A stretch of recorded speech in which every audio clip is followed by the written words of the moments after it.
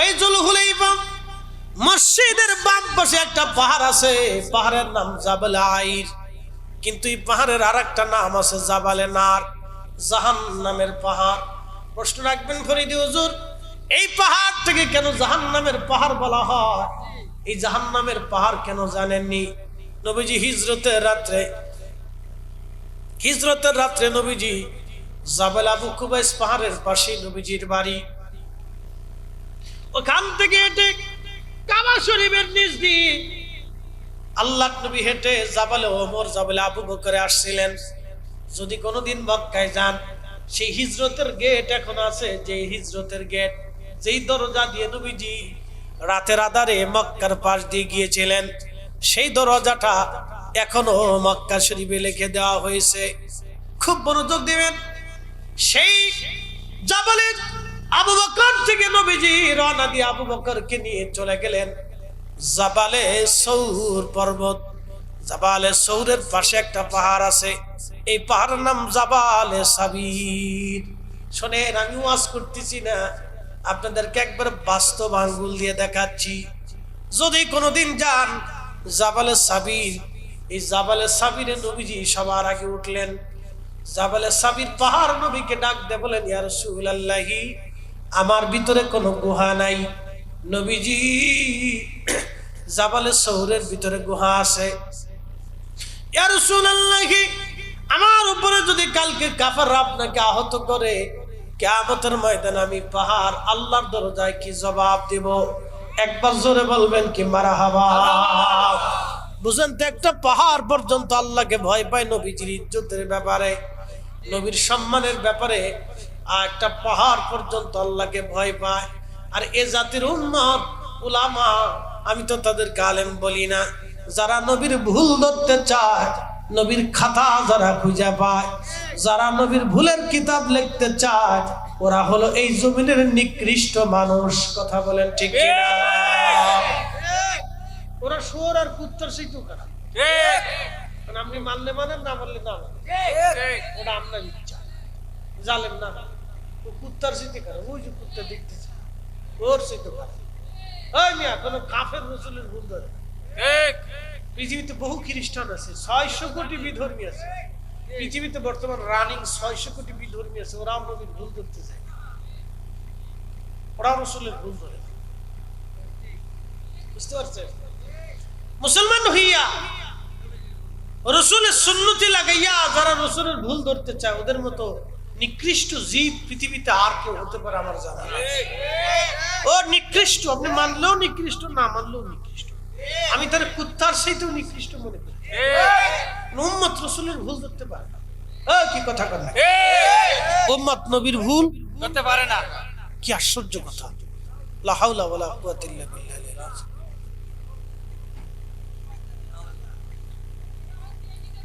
আমি আপনাদেরকে একটা কথা বলি, বলেন তো, এই যে সামনে একটু বুঝে, এটার নাম কি? একসাথে বলে, পানি। এই পানির ভিতরে যদি আমি 1 ফোঁটা গরুর পেশাব ছেড়ে দিই, পানি কি আর পানি থাকবে? না, পানি হারাম হয়ে যাবে না? তো 1 গ্লাস অথবা 1 বোতল পানিকে হারাম করার জন্য 1 ফোঁটা গরুর পেশাবই যথেষ্ট। তো আপনার সারা জীবনের জিন্দেগি নষ্ট করার জন্য আল্লাহ রাসূলের সাথে 1 মুহূর্ত বেয়াদবি যথেষ্ট। আপনাকে বুঝতে হবে, ঈমান বড় দামি জিনিস। এটি ইচ্ছা করলে কেউ পায় না। প্রেসিডেন্ট পুতিন, আপনি বুঝেন, তাদের মেধা কিন্তু মারাত্মক, অনেক মেধা। বিশ্বের সাথে টক্কর দিয়ে বেটা চলে। তার দেশের অর্থনীতি থেকে শুরু করে বড় বড় পারমাণবিক বিজ্ঞানী থেকে শুরু করে তার দেশ পুরাটা নিয়ন্ত্রণ করে একটা মগজে। প্রেসিডেন্ট ট্রাম্প পাগল ছাগল জায়গান, কিন্তু মেধা আছে। ওই যে আমাদের ভারতের রাষ্ট্রপ্রধান নরেন্দ্র মোদী, আমি একদিন দেখি এক ল্যাংটা সাধু, ল্যাংটা বসে রয়েছে, অস্ত্রপাতি ব্যাংক করে বসে রয়েছে, এটার সামনে যায় সেজদাত করে রয়েছে। আপনি আউযুবিল্লাহ বলেন আর নাউযুবিল্লাহ বলেন, সে ল্যাংটা সাধুর সামনে সেজদাত করে রয়েছে। তার অর্থ বুঝেন আপনি? আমি বুঝাই আপনাকে। তারা তাদের ধর্মগুরুদেরকে প্রচুর পরিমাণে সম্মান করলে একটা দেশের প্রধানমন্ত্রী, বুঝেন বাংলাদেশের কয়টা দেশের সমান? হ্যাঁ, বুপুর উপর আরো বেশি, 20টা 26টা দেশের সমান। বাংলাদেশের 26টে সমান হচ্ছে একটা ভারত। সেই দেশের একটা প্রধানমন্ত্রী আপনি মগজ কম মনে করেন না, এত ছোট মগজ ভাবেন না, কিন্তু সে পৃথিবীর সাথে এখন টক্কর দেয়, তার অস্ত্রে শস্ত্রে সমরাস্ত্রে অর্থনীতিতে সে পৃথিবীর সাথে টক্কর দেয়। আরে একবারে পাগল ছাগল মনে করেন না, কিন্তু মগজ আছে। কিন্তু সে তার ধর্মগুরুদেরকে সম্মান করতে যাইয়া একটা ল্যাংটার সামনে যদি মাথা নত করে পড়ে থাকতে পারে, তাহলে আমাদের দেশের যারা রাষ্ট্রপ্রধান আছে তাদের দায়িত্ব হলো বুজুর্গ পীর মাসাই গোলাম একরামদেরকে ডেকে নিয়ে ভিতরে বসাইয়া একবেলা খানা খায় মেহমানদারি করে তাদের কাছ থেকে দোয়া নিয়ে পরামর্শ নেওয়া উচিত যে আমরা দেশ কেমনে চালাবো। বুঝতে পারছেন? দেশ কেমনে চালাবো, কারণ এদের থেকে ভালো পরামর্শ কেউ দেবে না। কি কথা ঠিক আছে না? সুন্দর পরামর্শ আর কেউ দিবে না। পৃথিবীর বড় বড় রাজা বাদশা আগে যারা ছিলেন তারা বড় বড় আলেমদেরকে ডেকে নিতেন, নিয়ে পরামর্শ করতেন, হুজুর দোয়া করেন আমি কিভাবে দেশ চালাবো। আমরা হুজুররা নির্বাচনে দাঁড়ায় ভোটের জন্য দাঁড়াবো কি জন্য? হ্যাঁ মিয়া, ভোটের জন্য মানুষের কাছে আমরা যাবো, মানুষ আমাদের কাছে দোয়ার জন্য আসে। কি কথা ঠিক আছে কিনা? আমরা ভোটের জন্য মানুষের কাছে কেন যাব? আমরা রাকাবির হযরত শাহজালালী আমিনী মুজাররিদি 360 আউলিয়া ভোটের জন্য আসে নাই। খাজা বাবা আজমিরি কুতুবউদ্দিন কাকি নিজামউদ্দিন আউলিয়া হাফিরান ফির দস্তগীর আব্দুল কাদের জিলানী রাহমাতুল্লাহি আলাইহি মুজাদ্দিদ আল ফসানি হিন্দি ফারুকি রাহমাতুল্লাহ এরা ভোটের জন্য কোনোদিনও আসে না, বরং রাজা বাদশারা তাদের কাছে যাইতো। কথা ঠিক আছে কিনা? রাজা বাদশারা তাদের কাছে যাইতো, এই জন্য তাদের আর রাজা বাদশার কাছে যাওয়া লাগতো না, রাজা বাদশারা তাদের কাছে যাইতো। এই জন্য আমরা দেশের যারা রাষ্ট্র ক্ষমতা আছে তারা যদি আলেমদেরকে সর্বোচ্চ সম্মান প্রায়োরিটি দেয়, তাহলে আমাদের আর ভোটে দাঁড়ানোর দরকার পড়ে না। কথা ঠিক আছে কিনা? ইমামদেরকে বেতন দিয়ে দিক। রাষ্ট্রের একটা এই সব বাংলাদেশে কতজনে কতভাবে বেতন পায়, এ কত টাকা কত গানমান চলে যায়, বেডি হাফ প্যান্ট পরে ফুটবল খেলে তারে বেতন দেয়। এই কথা কন না, জোরে বলেন।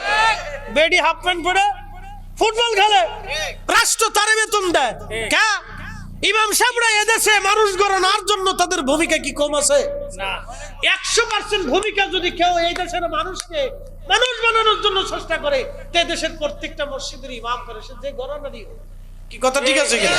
সে অন্য ঘরানার হোক, আমার তো আফসোস নাই, মতের অমিল থাকতে পারে, ভিন্নতা থাকতে পারে, কিন্তু সে চেষ্টা করে যে মানুষ যেন নামাজ পড়ে, রোজা জিকির আজকার করে, হালাল হারাম বাইসে খুঁজে চলে, ভালো কাজ করে, সন্ত্রাস সাদাবাজি যেন না করে। কথা ঠিক আছে কিনা? মাসলা মাসলা আমরা পরে দেই। এই বেলা আপনি আসেন তো সব ঘরানার প্রত্যেকটা মসজিদের ইমাম সাহেবকে রাষ্ট্র বেতন দেওয়া উচিত। কি কথা? ইমাম সাহেবরা সারা মাসে মুসল্লিদের কাছে চাইয়ে থাকে, কত মুসল্লির পান চলে, বিড়ি চলে, কিন্তু ইমামের টাকা চলে না। একটা বিড়ির দাম কত? 10 টাকা। একজনে কয়টা বিড়ি খায়? মিনিমাম 10টা বিড়ি খায়। তো প্রত্যেক দিন বিড়ির পিছনে 100 টাকা চলে যায়, তো মাসে কত গেল? 3000 টাকা চলে যায়। একবার সর্বনিম্ন গেলে 1500 টাকা শুধু বিড়ির পিছনেই চলে যায়। তো 1500 টাকা যদি বিড়ির পিছনে চলে যায়, মসজিদের ইমাম সাহেবের জন্য কি 200 টাকা হয় না? হয়, কিন্তু দেবে না। 6 মাস বাকি। ক্যাশিয়ারের জুতা শেষ হয়ে যায়, জানও শেষ হয়ে যায়। 1 বছর পরে রমজান আসতেছে, ঈদের আগে কিছু দিয়ে কই যে আর পারলাম না, মাফ করে দিয়ে।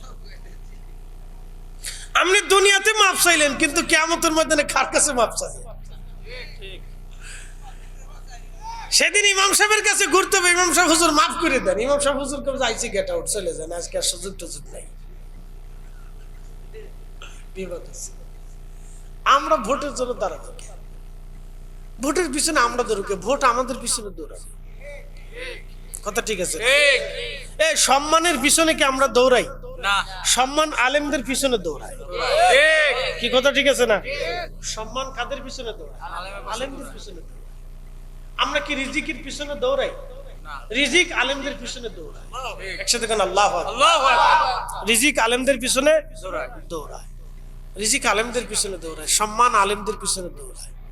আমরা সম্মানের পিছনে দৌড়াইতে যাবো? একটু রাষ্ট্রের ক্ষমতার জন্য ওনার কাছে যে মাপ, বাবা চাচা খালু ফুফা আব্বা একটা ভোট দিয়ে দয়া করে দিয়ে চাচা, অত তেল মালিশ করতে হবে কেন? কি কথা ঠিক আছে না ভাই?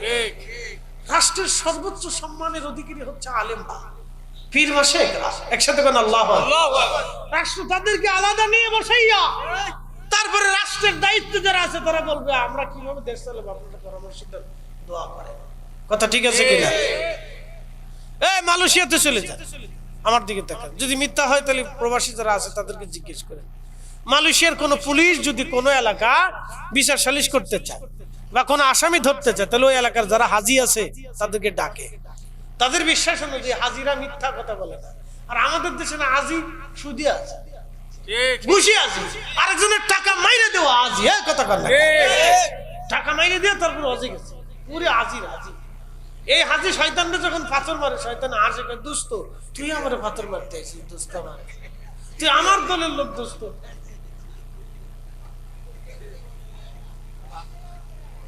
কথা ঠিক আছে রে? কি হাজির হাজি হজ করে আসার পরে আর একটু নামাজ পড়ে না, ওরে হাজি। পোস্টারে লিখছে হাজি অমুক, হাজি তমুক, হাজির কোনো শেষ নেই। সারা বাংলাদেশে কত হাজি আছে, বাপ রে বাপ হাজি, ওরে হাজি রে। আর আগে 30-100 বছর আগে হজ করে আসার পরে মানুষ অলি হয়ে কবরে গেছে, মরার আগে বলে গেছে বাবা আমি অমুক দিন মারা যাবো। আল্লাহু আকবার। মরার আগে বলে গেছে আমি অমুক দিন মারা যাব, হাজি বলে গেছে। এটা হাজি, মারাত্মক হাজি ছিল। তো মালয়েশিয়ার পুলিশ কোন অপরাধী ধরার আগে হাজিদের কাছে জিজ্ঞেস করে, কারো কাছে জিজ্ঞেস না, গোয়েন্দা মোয়েন্দা পরে হিসাব, আগে হাজিদেরকে জিজ্ঞেস লোক ভালো কিনা। 10 জন হাজি যদি বলে হ্যাঁ লোক ভালো, তাহলে পুলিশ তারে খালাস, সিস্টেম ভালো। মানে আমরা দেশে কোন হাজির করবো, কোন হাজি আমার কিতাব কইতো আল্লাহ জানে, হাজি তো ঠিক নাই। পুরো হাজি এটা কইলাম তো কোন হাজির কাছে কি জিজ্ঞেস, হাজি আমার উল্টা আরেকটা কই দেয়, বিরাট মুশকিল। বুঝতে পারছেন? আমরা অনেকে হুজুর বাংলাদেশের মতো সেরা মুসলমান পৃথিবীর কোথাও নেই। এটা অরিজিনাল কথা, দোকানে বাকি খাইলে আর ফেরত দেন, এটা হলো অরিজিনাল মুসলমান, একবার অরিজিনাল মুসলমান। কষ্ট হইতেছে আপনাদের? চলে যাইতে মন চা বন্ধু, আগামীতে মাহে রমজান এসে গেছে, এই 2-3 দিন পরে মাহে রমজান। এই রমজান আসার আগে কত মানুষ মারা যায়, কথা ঠিক আছে না ভাই? কত মানুষ মারা যায়। প্রিয় উপস্থিতি, 10টা মিনিট পরে আমি আপনাদেরকে নিয়ে আবার জিকির করে এরপরে আমি দোয়া নিয়ে চলে যাব। খুব মনোযোগ দেন, সামনে মাহে রমজান। এই মাহে রমজান এসে গেল, কত মানুষ মাহে রমজান আসার আগে কবরে চলে যাবে, কত মানুষ এই রমজানে কবরে চলে যাবে, কত মানুষ রমজানের আগে কবরে চলে যাবে। মাহে রমজান আর তার নসিব হবে না। এই জন্য বেশি বেশি করে দোয়া করেন, আল্লাহ মাহে রমজানের হক যেন আদায় করতে পারি, আল্লাহ মাহে রমজানের হক যেন আদায় করতে পারি। হাজিরিন, কখন ডাক আসবে আমরা কেউ জানি না। আল্লাহ বলেন কুল ইন্নাল মাউতাল্লাযী তাফিরুনা মিনহু ফাইন্নাহু মুলাকীকুম। হুজুর আপনি বলে দেন মৃত্যু থেকে মানুষ পালায় পালায়, আপনি বলে দেন মরণ থেকে পালানোর কোনো সুযোগ নাই, মৃত্যু তার সাথে মোলাকাত করবে। ও আদম রে,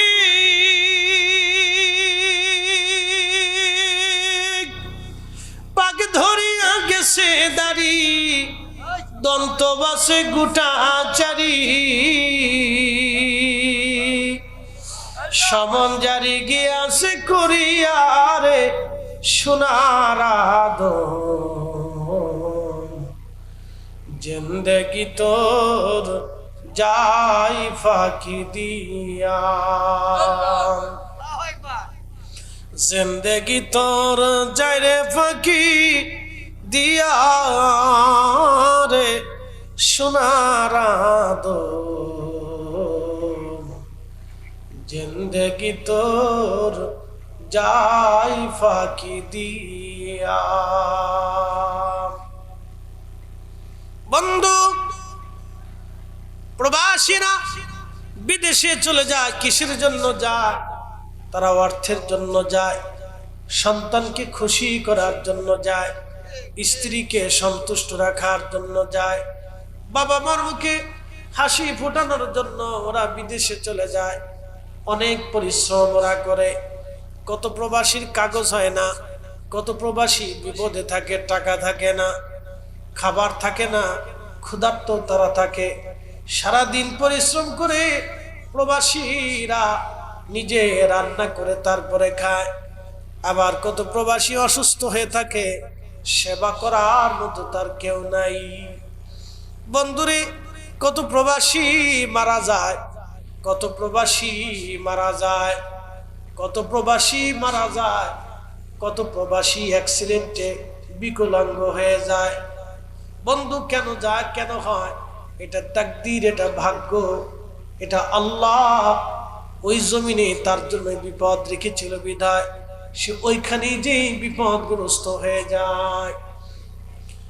ভাই আমার, খুব মনোযোগ দিবেন। কত প্রবাসী কঠিন কঠিন কাজ করে আমি নিজে দেখেছি ভাই। কেন কাজ করে? সন্তানের সুখের জন্য তারা কাজ করে, আগামী দিন যাতে সুন্দর হয় এই জন্য তারা কাজ করে।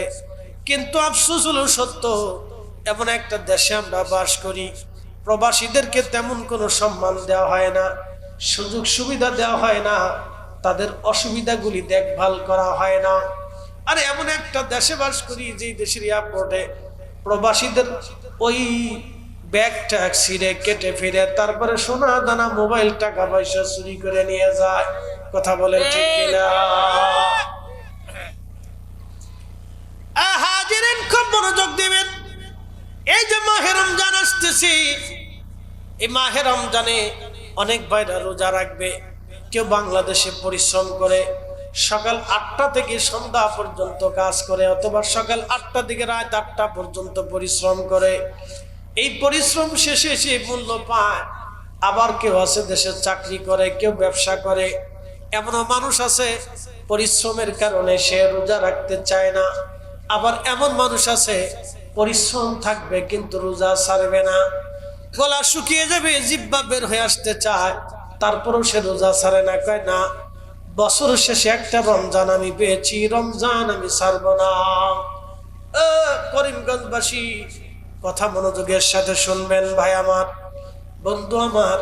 এই মাহে রমজান আসতেছে, যত কষ্টে হোক এই রমজান ছাড়া যাবে না, এই রমজান ছাড়া যাবে না। রমজানের হক আদায় করতে হবে, কারণ একটা রমজান যদি জীবন থেকে চলে যায় কোনোদিন এই রমজান আর আপনি পাবেন না। একদিন মাটির ভিতরে হবে ঘরে, মন আমার কেন বন্ধ দালান ঘর। কি কথা বলেন ঠিক কিনা? কাজ কমিয়ে দেন। নবীজি বললেন, আমার উম্মতেরা রে, তোমরা যারা রোজা রাখো, তোমাদের অধীনস্থ ব্যক্তি যারা আছে, কর্মচারী যদি থাকে তাহলে তার কাজ হালকা করে দাও। তোমার বাড়ির চাকর চাকরানি যদি থাকে তাহলে কাজ হালকা করে দাও। তাদের উপরে কাজ চাপাই দিও না, তাদের আরাম দাও, শান্তি দাও। কাজ চাপাই দিও না, তাদের কাজ কমায় দাও, কিন্তু বেতন তুমি ঠিক মতোই তারে দাও। আল্লাহর নবী বলেন, উম্মত, মাহে রমজান আসলে তোমার অধীনস্থ ব্যক্তিদেরকে তোমরা শান্তি দাও। আল্লাহ রাসূল বললেন, তোমরা রমজান মাস আসলে রোজাদারকে ইফতার করাও। সাহাবী বলেন, ইয়া রাসূলুল্লাহ, ইফতার করানোর মতো কেউ কেমন কোনো খাদ্য অনেকের সামর্থ্য নাই। নবী বললেন, যদি পারো এক পেয়ালা দুধ দিয়ে ইফতার করাও। সাহাবী বললেন, হুজুর, দুধ দিয়ে ইফতার করানোর মতো সামর্থ্য অনেক সাহাবীর নাই। নবীজি বললেন, তাহলে একটা খেজুর দিয়ে ইফতার করাও। সাহাবী বলেন, হুজুর, একটা খেজুর দিয়ে ইফতার করাবে এমন সামর্থ্য অনেক সাহাবীর নাই। নবী বললেন, সাহাবীরে, যদি সামর্থ্য না থাকে তাহলে এক পেয়ালা পানি দিয়ে হলো তোমার রোজাদার ভাইকে তুমি ইফতার করাও। তারপরেও যদি করাইতে পারো, তার রোজা হোক বা না হোক, তোমার আমলনামায় একটা কবুল রোজার সওয়াব আমার আল্লাহ লিখে দেবে। এইভাবে যদি আপনি 100 মানুষ ইফতার করেন, 100 রোজার সওয়াব হবে। যদি 5000 মানুষ ইফতার করেন, 5000 রোজার সওয়াব হবে। কিন্তু টাকা থাকতে হবে হালাল, ইফতার থাকতে হবে হালাল। হালাল রুটি রুটি দিয়ে যদি আপনি 1000 মানুষ ইফতার করান, তাহলে 1000 রোজার সওয়াব হবে। আপনি যদি 60 বছর দুনিয়াতে বেঁচেন তাহলে 3 সপ্তাহে 70 বছর যদি দুনিয়াতে বাঁচেন তাহলে আপনি 70 বছরে যদি রোজা রাখেন তাহলে 3 সপ্তাহে 2100 রোজা আপনি সারা জীবনে রাখতে পারবেন। এর বেশি রোজা রাখার সুযোগ নাই। কিন্তু একই রমজানে একদিনে যদি আপনি 2100 রোজাদারকে খাওয়ান তাহলে 2100 রোজার সওয়াব আপনার আমলনামায় আসবে একদিনে। আল্লাহর নবী বলেন, উম্মতরে যদি রোজাদারকে তুমি পেট ভরে ইফতার করাইতে পারো, তৃপ্তির সাথে খাওয়াইতে পারো, তাহলে শোনো আমি নবী ওয়াদা করলাম কিয়ামতের ময়দানে তোমার হাউজে কাউসারের পানি পান করাইয়া আমি তোমার কলিজা ঠান্ডা বানাইয়া তোমার তৃপ্তি দিয়ে জান্নাতে পাঠাবো। একসাথে বলেন আল্লাহু আকবার। ইফতার করাবেন, মানুষকে খাওয়াবেন। আচ্ছা, আপনাদেরকে প্রশ্ন করি, জবাব দিবেন। ইফতার করানো কি ফরজ? জোরে বলেন। ইফতার করানো ফরজ না, ইফতার করানো হচ্ছে নফল, সুন্নত। সুন্নত জায়েদা, সুন্নত মুআক্কাদা না যে আপনারা করাইতেই হবে এরকম না। সুন্নত জায়েদা, মুস্তাহাব, অথবা এটাকে বলা হয় নওয়াফিল, অতিরিক্ত। খুশি মনে করলেও করতে পারে, নাও করলে করতে পারে। এই আর নওয়াফিল অতিরিক্ত ইবাদতকে আমরা অনেকেই বেদাত বানিয়ে ফেলেছি। এই নফলটাই বেদাত বানাইছি। দোয়া নফল, দোয়া কি নফল, কোরআন খতম নফল, অতিরিক্ত নফল পড়েন, এটা নফল। আপনি কোরআন খতম দেন, এরপরে আপনি বাড়িতে ইসালে সওয়াব দেন। মানুষ মারা গেলে প্রত্যেক বছরে একটু দোয়া খায়ের উলামা ইকরাম ডাকেন, তলবে ইলমদেরকে দিয়ে কোরআন খতম দিয়ে দোয়া করেন, এটা নওয়াফিল অতিরিক্ত। এটারে বানাইছে বেদাত। আর নওয়াফিল অতিরিক্ত রে বানাইছে বেদাত। আপনারা আরো একটু ভালো করে বুঝাই। বলে হুজুরের নফল না করলে কি চলে না? আমাদের দেশে অনেক ভাইরা বলে দোয়া না করলেও চলে, দোয়া না করলেও চলে। তো হুজুরের দাওয়াত দিবেন যে হুজুর আমার বাড়িতে আপনার দাওয়াত দিয়ে নিয়ে সুন্দর করে ভালো করে ভাত রান্না করিয়া এরপরে কদ্দুর মরিচ, কদ্দুর পেঁয়াজ, কদ্দুর লবণ দিয়ে সামনে বসাই দিয়ে পানি এক গিলাস দিয়ে হুজুর খান। তো হুজুর কবে ব্যাপার কি, তুমি আমার দাওয়াত দিলে কাঁচামরিচ দিয়ে, পেঁয়াজ দিয়ে, লবণ দিয়ে, ভাত দিয়ে থুয়ে গেলে তরকারি কর। তখন আপনি বলবেন যে হুজুর তরকারি না হলেও চলে, কাঁচামরিচ পেঁয়াজ দিয়ে হলেও চলে। আপনি কাঁচামরিচ পেঁয়াজ দিয়ে খান, তরকারি না হলেও চলে। কি কথা কেন? তরকারি না হলেও তাহলে হুজুর শিখবে কি ব্যাপার, এই কথা বলতেছেন কেন? আপনি বলছেন দোয়া না করলেও চলে, তো তরকারি না হলেও চলে। পাগল দেশে কত কোয়ালিটি হয়েছে ভাই। শোনেন, আপনাদেরকে আজকে একটা কথা বলেন, এই যে বরাত নাই, আগে মানুষ বরাতের রাত আসলে ঘন ঘটা করে, বরাত আসা মানে কি রমজান চলে আসে। বরাতটা আসে রমজানের সুসংবাদ নিয়ে, জ্ঞান নিয়ে আছে। বরাত আসলে মানুষ জানতো যে রমজান এসে গেছে, মানুষের হৃদয়ে হৃদয় হাওয়া দুলতো যে রমজান আসতেছে। কি কথা ঠিক আছে? আগে রোজার চাঁদ দেখে আমরা যে কি আনন্দ করছি, কথা ঠিক আছে নি? ছোটকালে আনন্দের কোনো কমতি ছিল না, পেটে খাবার ছিল না, কিন্তু আনন্দ ছিল। মানুষ কম খাইতো।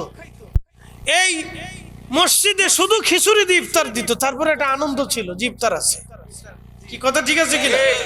রমজানের চাঁদ উঠলে মানুষ আনন্দিত হইতো, চাঁদ উঠছে, ঘরে ঘরে আনন্দ এসে যাইতো। রমজানের চাঁদ উঠলে কোন দিক দিয়ে উঠে তাও কইতে পারে না, মোবাইলের দিক চাই বসে থাকে। কথা ঠিক আছে না ভাই? মানুষের মনের আনন্দ শেষ করে ফেলছে। বরাত শুধু বরাত আসে না, বরাতটা আসে মূলত রমজানের সংঘাত নিয়ে আসে। সেদিনে ফতোয়া নাই রে, এটারে এমন সিপশন মারছে বরাত কোন দিক দিয়ে চলে যায় মুসলমান জানি না। কথা ঠিক আছে কিনা? এই রাত্রি তালা মারিতে অনেক মসজিদ তো তালা মারে। এই শতান, খুদার ঘর তোকে তালা মারার অনুমতি দিছে কেনা? কি কথা ঠিক আছে কিনা? ঘরটা তো আল্লাহ, তোরে কে অনুমতি দিছে? তুই আল্লাহর ঘর তালা মারিস কেন? বরাতের রাত্রে মসজিদে হারাম তালা মারে না, মসজিদে আকসা তালা হয় না, বাইতুল মামুরে আল্লাহর ফেরেশতাদের জন্য আল্লাহ তালা দেয় না, মসজিদে নববী তালা হয় না, মসজিদে কুবা তালা হয় না, পৃথিবীর বড় বড় মসজিদ তালা হয় না, তোর মসজিদ তালা দিবি কে? কি কথা ঠিক আছে কিনা? এগুলো জালিম। আল্লাহ জালিম থেকে আমরা হেফাজত করে বুঝারে বলে না। পরিস্থিতি এইরকম চলতেছে। আর নওয়াফিল অতিরিক্ত বুঝাচ্ছি আপনাদেরকে। এই আর নওয়াফিল অতিরিক্ত মাহে রমজানে ইফতার করানোটা কিন্তু ফরজও না, ওয়াজিবও না, সুন্নতে মুআক্কাদাও না, কিন্তু এটা নফল। কিন্তু করাইলে লাভ কি? আপনার রোজা হয়েছে কোনো গ্যারান্টি আছে? যারে খাওয়াইছেন, ইফতার করেছেন, তার রোজা হয়েছে কোনো গ্যারান্টি আছে? কিন্তু আল্লাহ রাসূল বলেন হোক বা না হোক, খাওয়ানোর কারণে, ইফতার করানোর কারণে তোমার আমল নামে রোজার সওয়াব হবে। নফল দেখতে দেখা যায় ছোট, কিন্তু এটা বাইনে মরিচের মতো, অনেক জাল। আপনাদেরকে আর একটু বুঝাই, পেশাব করার পরে ঢিলা কুলুপ করা কি ফরজ না ওয়াজিব? সুন্নাত। এটা ফরজও না, ওয়াজিবও না, এটা সুন্নাত। ঢিলা কুলুপ ব্যবহার করা সুন্নাত। কিন্তু যদি না করেন, নামাজ হবে না, রোজা এই জিকির আজকার হবে, পাক হবে, শরীর পাক, শরীর না পাক। তাহলে যদিও সুন্নাত কিন্তু মর্যাদা অনেক। দোয়া একসাথে কোন আল্লাহু আকবার, আল্লাহু আকবার। শয়তান দিয়ে আল্লাহ সৃষ্টি করলে, করার পরে শয়তানে 9 লক্ষ বছর ইবাদত করে। আল্লাহ তার ইবাদতের কমতি ছিল না। এক সেজদায় 50,000 বছর কাটাইছে। এরকম সেজদা দিয়েছে আর উঠে নেই। এক সেজদার ভিতরে পড়ে জিকির করতে করতে 50,000 বছর কাটিয়ে দিয়েছে আজাজি। তারে আল্লাহ প্রমোশন দিতে দিতে দিতে দিতে সপ্তম আসমানে নিয়ে একেবারে ইয়াকুত জমররদের জন্য একটা সুন্দর মিম্বর মেহরাব বানাইয়া সে বসে ওয়াজ করতো, আর কোটি কোটি ফেরেশতারা তার ওয়াজ শুনে কাঁদতো। এত সুন্দর বক্তা ছিল। শয়তান কিন্তু মারাত্মক বক্তা, ও মারাত্মক বক্তা কিন্তু শয়তান। এই জন্য আমরা কিছু কিছু বক্তাদেরকেও শয়তানে খুব ভালো করে দর্শকের দোস্ত। আমি 1450 বছরেও তারাবি 8 টাকাত বানাইতে পারি নাই, তুই যাও উপকার করে দিছিস। কি কথা কন? আমি 1450 বছর ধরে চেষ্টা করছি তারাবি 8 টাকাত বানানোর জন্য, আমি পারি না। আমি মানুষে ফিরাইতে পারিনি, কিন্তু তোরা ফতোয়া দিয়ে, টুপি মাথায় দিয়ে, মুখে দাড়ি দিয়ে, পিছনে লকব সকব আগে লাগাইয়া তোরা কোটি কোটি উম্মতরে যেমন 8 টাকার তারাবির ভিতরে ডুবাই দিছিস, আমার যে কি উপকার করছিস দোস্ত। তোরার মতো আমার দোস্ত আর পৃথিবীতে একটাও নাই। বরাতের রাত্রে কত আমার আল্লাহর বান্দা এসে মাপ চাইয়ে মাপ নিয়ে যাইত, কিন্তু তোরা দোস্ত ফতোয়া দিয়ে ও বান্দারে মসজিদ থেকে ফিরাই রাখছিস, আমি ফিরাই নেই, কিন্তু তোরাই ফতোয়া দিচ্ছিস। দোস্ত রে, তোরা যে কি উপকার করছিস, তা আমার এই 14 পুরুষের ভাগ্য এটা। আপনি যদি বুঝে, শয়তানের সাথে যদি কোনোদিন গল্প হয় তাহলে শুনে দিবেন যে শয়তান কি তা করছে। এই শোনেন, আর নওয়াফিল যদিও দেখা যায় এটা ফরজ না, কিন্তু দাম কত বুঝেই। শয়তান আল্লাহরে বলল, আল্লাহ তুমি তো কানা মিনাল কাফিরিন বলে আমার স্থায়ী ভাবে তোমার দরজা থেকে তারাই দিলে, তা আমার কিছু দিবা না? কি চাইস? 3টে জিনিস দিবা। আল্লাহ কি কি চাইস? দিবানি? দিমু। আল্লাহরে ওয়াদা করাইছে, আল্লাহ তো জানেও কি চাবে। 1 নম্বর কিয়ামত পর্যন্ত হায়াত দিবা, আল্লাহকে দিলাম। 2 নম্বর তুমি আমারে তাম পৃথিবীর তসরুফ করব, 1 সেকেন্ডে 1 মুহূর্তে শক্তি দিবা, দিলাম। মানুষের শিরার ভিতর দিয়ে যে রক্ত আছে না আপনার, রগের ভিতর দিয়ে শয়তান ঢুকে, মনে রেখে, এর ভিতর দিয়ে ঢুকে আপনার কালবের এখানে বসে বসে শয়তান আপনার ঢুকা দেয়। নামাজ পড়িস না, রোজা রাখিস না, জিকির করিস না, হালাল হারাম বাসিস না, ধোকা দিতে থাকে। আপনার ভয় দেখাবে, সাবধান, রোজা যদি রাখিস তাহলে টাকা পয়সা রুটি রুজি কমবে, বাচ্চা কাচ্চা নিয়ে সমস্যা, দরকার নাই, রোজা ছেড়ে দিস। শয়তান আপনারা বুঝাবে, তুই কিন্তু মসজিদে যাইস না, এই 2 একক তো নামাজ না বলে কিছু হয় না, বুঝছেন নি? এটা এখানে বসে বসে বুঝায়, তুই কিন্তু যাইস না, এইখানে বসে ধোকা দেয়। তো শয়তানকে আল্লাহ এখানে বসে ধোকা দেওয়ার সুযোগ দেয়, তাও দিলাম। কি করবি? আল্লাহ তোর ইজ্জত জালালের কসম, মুসনাদ আহমদ, ইমাম আহমদ ইবনে হাম্বল হাদিস কানে লাগছে। শয়তানকে আল্লাহ তোর ইজ্জত জালালের কসম, আমি একটা বান্দারও গুনাহ ছাড়া রাখবো না, সবাইরে গুনাহ করাবো। এই জন্য সমস্ত নবীরা ছাড়া সবাই গুনাহগার। গুনাহ আসেনি? একসাথে বলেন, আসেনি গুনাহ? যিনি ওয়াজ করতেছে তার আসেনি? যারা শুনতেছে তার আসেনি? গুনাহ আছে, গুনাহ আছে। নবীরা ছাড়া সবার গুনাহ আছে, একসাথে কোন আল্লাহ শুধু নবীরা মাসুম। নবীরা কি তারা ভুলেও কোনো সময় গুনাহ করে নাই, তারা ভুলেও কোনো সময় গুনাহ করে নাই, নবীরা মাসুম। নবীরা ব্যতীত যারা আছে সব গুনার সাথে যুক্ত। পৃথিবীর বড় বড় ওলিরা গুনাহ করত, বুঝাই দিতেছে। মালিক ইবনে দিনার আগে মদ পাইছিলেন, কদরের রাত্রিবেলা মদ খাইত। বিশুর হাফিজ মদ পাইছিলেন। আব্দুল্লাহ ইবনে মুবারকের মতো বিশ্ববিখ্যাত ফকির, সে মদ পান করে দোতারা বাজায় গান গাইত। একদিন দোতারার ভিতর থেকে আওয়াজ আসতো, আব্দুল্লাহ তোমার আল্লাহ তো এই জন্য সৃষ্টি করে নাই। তো দোতারা ফেলে দিছে, কি দোতারা ফেলাই দিছে, আবার দোতারা নিচ্ছে, দোতারা সারিন্দা সারিন্দায় টান মারছে, সারিন্দার ভিতর থেকে আওয়াজ আসে, আব্দুল্লাহ ইবনে মুবারক তোমার আল্লাহ এই জন্য বানাই নাই। আবার সারিন্দা ফেলে দিছে, আবার লইয়া আবার বাড়ি শুরু করছে, গান শুরু করছে। আবার সারিন্দা থেকে আওয়াজ আসে, আব্দুল্লাহ তোমার আল্লাহ এই জন্য সৃষ্টি করে নাই। এই যে ফেলাই দিয়ে তওবা করছে, পৃথিবীর শ্রেষ্ঠ ফকি হয়েছে। পৃথিবীর ফিকের এমন কোন কিতাব নাই যে কিতাবে আব্দুল্লাহ ইবনে মুবারকের নাম না। একসাথে বলেন আল্লাহু আকবার। পৃথিবীর সব ওলিরা গুনাহ করছিলেন, কিন্তু এখন তাদেরকে আল্লাহ মাহফুজ বানাই দিয়েছে। ওলিরা গুনাহ করছেন, কিন্তু আল্লাহ তাদেরকে আল্লাহর কাছে টাইনে নিয়ে তাদেরকে আল্লাহ মাহফুজ বানাইয়া গুনাহ থেকে মুক্ত রাখে। একসাথে বলেন আল্লাহু আকবার। কিন্তু নবীরা স্থায়ীভাবে মাসুম। এই জন্য শয়তান ডাক দেখে, আল্লাহ তোর ইজ্জত ও জালালের কসম, তোর সব কয়টা বান্দারে গুনাহ করাইয়া জাহান্নামে পাঠাবো।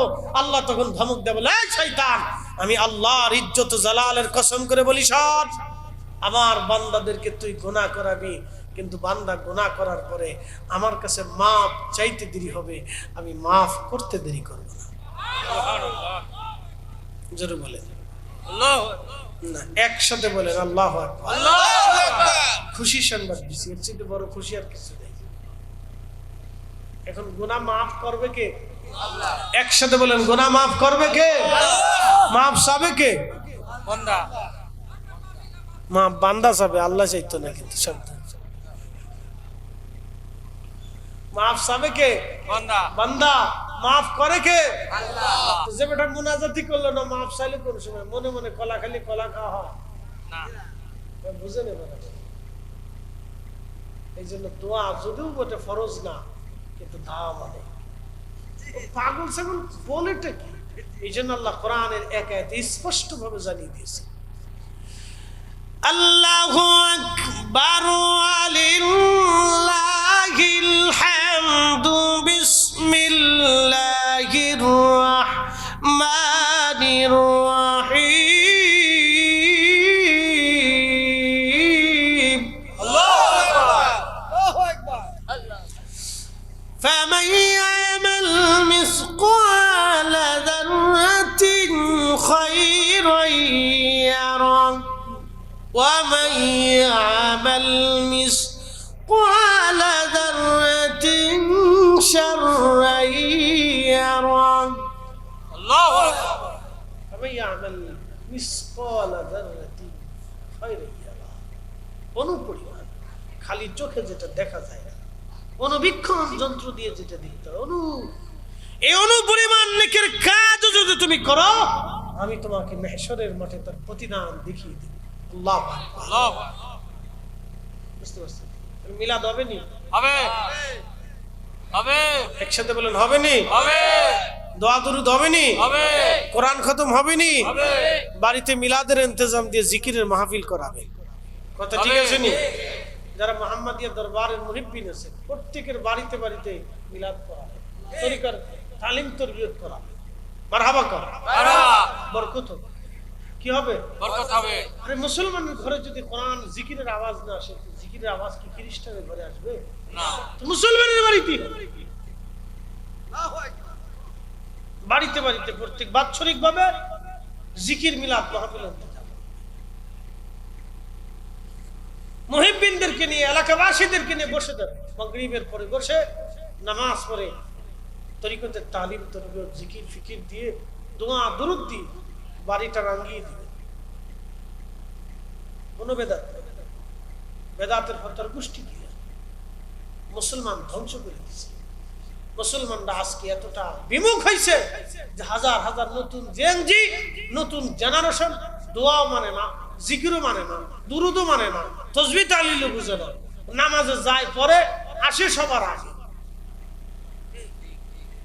মডারেট ইসলাম চাই, আমরা মডারেট ইসলাম চাই, আমরা মদিনারটা চাই। কথা ঠিক আছে কিনা? ওলিরা যেটা দিছে সেটা চাই। কথা ঠিক আছে কিনা? ইসলাম এত সহজ। এই দেশের জমিদাররা আগে মসজিদ বানাইলে 500 টাকা তারা ট্যাক্স নিত। জমিদাররা মসজিদ বানাইলে আগে 500 টাকা ট্যাক্স দিতে হতো। নবাবী আমলে, মুঘল আমলে, সালতানাত আমলে। কি ভাবতেছেন আপনারা? অনেক জায়গায় মসজিদই ছিল না। 10 গ্রাম মিলে একটা মসজিদ ছিল। মসজিদ বানাইতে পারতো না। কেমনে বানাবে? জমিদারে টাকা দিতে লাগতো। মসজিদ বানা, কিন্তু 500 টাকা আমারে দিয়ে যায়। এই এখন তো 500 টাকা এতে কোনো টাকাই মনে করে না মানুষ অনেকে, ঠিক আছে না? এটা 500 টাকা। তখনকার দিনের 500 টাকা এখনকার দিনের 5 কোটি টাকা সমান। 500 টাকার গায়ে ওজন ছিল। একটা মসজিদ বানাইতে জমিদারকে 500 টাকা দিতে হয়েছে। কত অত্যাচার করেছে। এই বাংলাদেশের হুজুররা চিন্তা করলো আমরা সবাই মিলে উত্তর কোরিয়ায় কালেমার দাওয়াত দেব। বাংলাদেশে তার হইল না, তো উত্তর কোরিয়া চলে যায়। উত্তর কোরিয়া কিম জং উন, ও দেশে আল্লাহ নাই, খোদা নাই, যিশু নাই, ভগবান নাই, মসজিদ নাই, মাদ্রাসা নাই, প্যাগোডা নাই, মন্দির নাই, গির্জা নাই, কিচ্ছু নেই। ও দেশে একজনের আইন চলে, সেটার নাম কিম জং উন। ও যা কয় তাই। বুঝতে পারছেন? ও মারাত্মক বেড়ার বেড়া। বেড়া পৃথিবীতে একটা বেড়ার বেড়া, খুব মারাত্মক বেড়া, সিরিয়াস বেড়া। এই বেড়া বাংলাদেশের দরকার ছিল। এই বেড়ার দরকার ছিল বাংলাদেশে, তো সব তারের মতো সোজা করে ফেলতে। কথা ঠিক আছে নি? এরকম একটা বেড়া বাংলাদেশের দরকার ছিল। 2 দিন পর পর গুতাগুতি, একবারে তারের মতো সোজা করিয়ে বাংলাদেশের মানুষের টাইট করে চাইত। এরকম একটা বেড়া বাংলাদেশের দরকার ছিল। তো খুব মনোযোগ দেন। তো সবাই মিলে বেটার দেশে গেছে যে আমরা কালেমার দাওয়াত উত্তর কোরিয়াতে দেব। তো বেটা কি করবে? মনে করছেন গরুর গোশত রান্না করে, মুরগি, খাসি, বিরিয়ানি চিনি দিয়ে কোরমা ফোলা বানায় খাওয়াইবো? মিসাইলের সাথে বাইন দিয়ে সুইচ টিপ দেখবো যে আকাশে চলে যাও। কিম জং উনের উত্তর কোরিয়াতে কালেমার দাওয়াত দেওয়া যেমন কঠিন, গৌর গোবিন্দের দেশে কালেমার দাওয়াত ছিল এরকম কঠিন। সেই সময় আল্লাহ বলিরা বুক চেতিয়ে শাহাদাতের লিপসানি আর মৃত্যুর দুয়ারে দাঁড়িয়ে তারা কালেমার দাওয়াত দিয়েছিলেন। ওলিদের ইসলাম এত সহজ ছিল না, এই জন্য এদেশে ইসলাম এনেছে ওলিরা। কথা কোন ঠিক না বেটা? কিন্তু আফসোস, ওলিদের মাজারে যাইতো ওনাদের লজ্জা করে। ইস, বিরাট বড় বুঝি। 2 দিনের পর রেগি ভাত রেখো আর না, ওখানে ঠিক মতো পেশাব শিখে ফেলছে। 3 দিন আগেও দাঁড়ায় পেশাব করছে। এতে আয়া ওলিদের মজার যান, বেদাত, সিঁড়ি, এগুলো বাদ দেয়। বহুত হয়েছে, ছেড়ে দেয়। যারা ইসলাম দিয়ে গেছে তাদেরকে শ্রদ্ধা করে, ভালোবাসে। এত সহজ? এত সহজ। যারা ইসলাম দিয়েছে তাদেরকে শ্রদ্ধা করেন, ভালোবাসেন, সম্মান করেন। যদি ভালোই বাসেন তাহলে ওনার মাজার জিয়ারতে যায়। এই কি কথা কথা? এখানে বাবারে ভালোবাসেন কে কি? সবাই। নারে তাকবীর, আল্লাহু আকবার, নারে রিসালাত, ইয়া রাসূলুল্লাহ, মুহাম্মাদিয়া দরবার শরীফ জিন্দাবাদ, জিন্দাবাদ, মুফতি জহিরুল্লাহ মুরিদি সাহেব জিন্দাবাদ, জিন্দাবাদ। সবাই তো পিতামাতারে ভালোবাসেন, বাসেন না ভাই?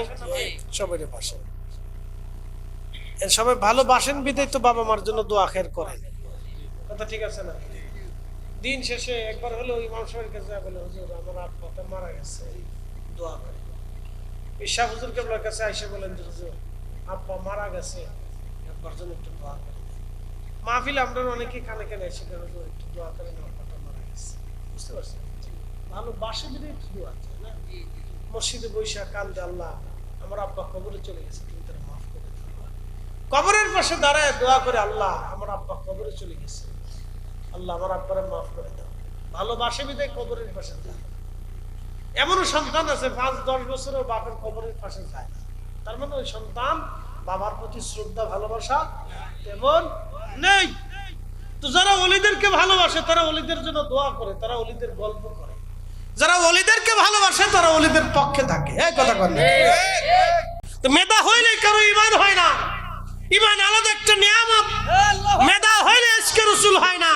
যদি তাই হতো ওয়াসাল কারণীর হতো না, বেলালের হতো না, হযরত সুমাইয়ার হতো না, ইয়াসারের হতো না, খাব্বাবের হতো না, আবু যর গিফারিদের হতো না, সাহাবীদের হতো না। মেধাবী হইলে তাহলে আবু জাহেল পাওয়ার কথা ছিল, ওটা আবুল হাকাম ছিল। জ্ঞানী থাকলে ইশকে রাসূল হওয়া, মুসলমান হওয়া কথা ঠিক আছে নি? এটা তাকদীর, তাকদীর, ভাগ্য, ভাগ্য। তো ওলি সবাই হয় না, সবাই শাহজালালকে ভালোবাসতে পারে না। শাহজালালকে সবাই যদি ভালোবাসতোই তাহলে সিলেটে গেলে অন্তত একবার হলো তার কথা স্মরণ করে দোয়া নিয়ে জিয়ারত করে আসতো, যে উনি তারা ইসলাম পাইছি, তো উনার পাশে একটু দাঁড়াই। কথা ঠিক আছে কিনা? ওই বগুড়াতে আল্লাহর ওলি ঘুমিয়েছেন, খান জাহান আলী ঘুমিয়েছেন, কত ওলিরা ঘুমাইছেন, নেত্রকোনায় কমরউদ্দিন রুমি ঘুমিয়েছেন। মানুষ যায় চিন্তা করতো, আরে ওনাদের দ্বারা ইসলাম পাইছে, ওনার পাশে একটু দাঁড়াই, একটু জিয়ারত করি। কথা ঠিক আছে কিনা? খালি তো সারা বছর পূজা করে, পূজা করতে করতে শেষ পর্যন্ত পূজার দোকানে যাইয়া মন্দিরও ভাড়া দিতে, দুনিয়া ভোটের লেগে মন্দির ভাড়া দিছে। কি কথা করলে, মন্দির ভাড়া দিচ্ছেন ভোটের লেগে, তো ভোটও তো দিচ্ছে না। আল্লাহ কাজারা তোকে ভোট দিতাম না, তো পাহাড়ে যেতে দিলি তো দিলাম না। পাগলের সুখ মনে মনে রায়তলি তারা করে, বুঝতে পারছি। দুঃখের কথাটা বলতে হলো আজকে, কি করার আছে, দুঃখী তো বল। তো ভোটের জন্য মন্দিরে যাবেন কেন? মন্দির পাহারা দিলেন সারা বছর করে, আপনি যান মন্দিরে শুয়ে থাকেন, আমি তো কোনো আপত্তি নেই, আমরা কোনো আপত্তি নেই। আপনি ওখানে শুয়ে থাকেন, খেতা কম্বল নিয়ে ওখানে যে শুয়ে থাকেন, আমরা কোনো আপত্তি। কিন্তু আপনি যখন কম যে আমরা মাজার পূজারি, আমরা পীর পূজারি, তখন আপনার কষ্ট লাগে। যেটা করি নাই সেটা দোষ না, আমরা তো অলিদেরকে ভালোবাসি। কথা ঠিক আছে কিনা? আমরা মাজার পূজারি না, আমরা মাজারের কাছে মহাব্বত করে তাদের জন্য দোয়া করি। দুই একজন ডান বাম ভাই থাকে, ওটা নিয়ে তো আর ধর্মের ব্যাখ্যা আসে না। কথা ঠিক আছে না ভাই? দুই একটা তো আসে। মসজিদে কি সবাই নামাজে যায়? আমার জুমার মসজিদে 4-5 হাজার বছর প্রত্যেক জুমাতে জুতা চুরি, মোবাইল চুরি। একদিন আমার ইমাম সাহেব মাইকটা ধরে গেছে, চোর সাহেব, মিস্টার চোর সাহেব, আপনি যদি আবার মোবাইল চুরি করেন, আমার মুসল্লি যদি আপনার ধরতে পারে, তাহলে কিন্তু বাটাম চালান কায়দা করতে হবে। তা আমি হাসতেছি, হুজুর কি বললেন? হুজুর প্রত্যেক, আপনি তো নামাজ পড়ায় চলে যান, আপনার কাছে তার কমপ্লেন দিতে পারে না। নামাজ শেষে জোহরে আসরে মাগরিবে এসে মানুষ দুঃখে আমার কাছে কমপ্লেন দেয়, প্রত্যেক জুমায় মোবাইল চুরি হয় না, জুতা চুরি হয় না, কি জ্বালা জ্বালায়, চোর কোত্থেকে আসে? আমি এই যে ওয়াজ করি, তাও চোর থামাইতে পারি না। তো মসজিদে তো সবাই নামাজের জন্য যায় না, কেউ চুরির জন্য যায়। কথা ঠিক আছে? এই জন্য তো মসজিদের দোষ না। দোষ কি মসজিদের? মুসল্লির দোষ, ইমাম সাহেবের দোষ। তো মাজারে কেউ যায় সেজদা দিল, বেটার দোষ, অন্য বেটার তো দোষ না, আপনার তো দোষ না, আপনার দোষ দেন। কি পাগল কথা! এই সমস্ত কিছু অসুস্থতা আছে, কেমনে বুঝাইতাম আমি কিছু। আচ্ছা, মাদ্রাসায় কি সবসময় কি ভালো কাজ হয়? কিছু দুই একটা কি বিচ্ছিন্ন ঘটনা ঘটে না? ছেলে মেয়ে আসাম করে চলে গেছে, হয় না ভাই?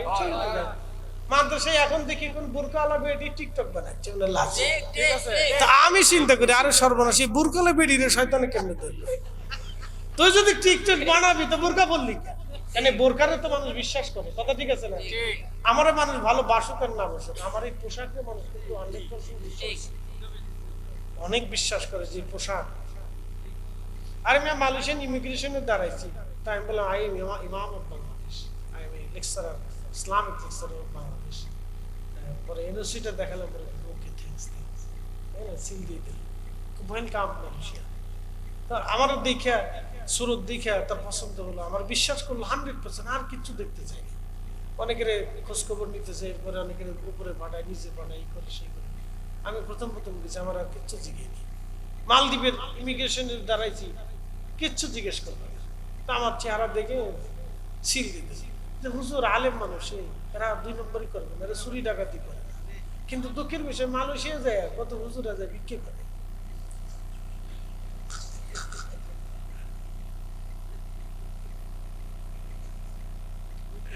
বিক্রি করে। আমি শুইনি, হাসতে হাসতে বাঁচি।